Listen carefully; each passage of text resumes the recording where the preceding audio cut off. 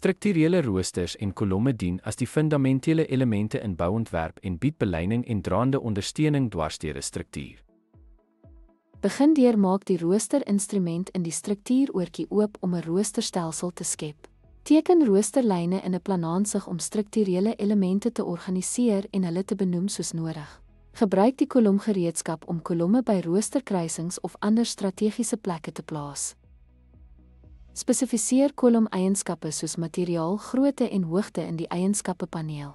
Rig die kolomme na die rooster vir konsekwentheid in strukturele uitleg. Voltooi deur die rooster en kolomme in 'n 3D-aansig te hersien om korrekte plasing te verseker.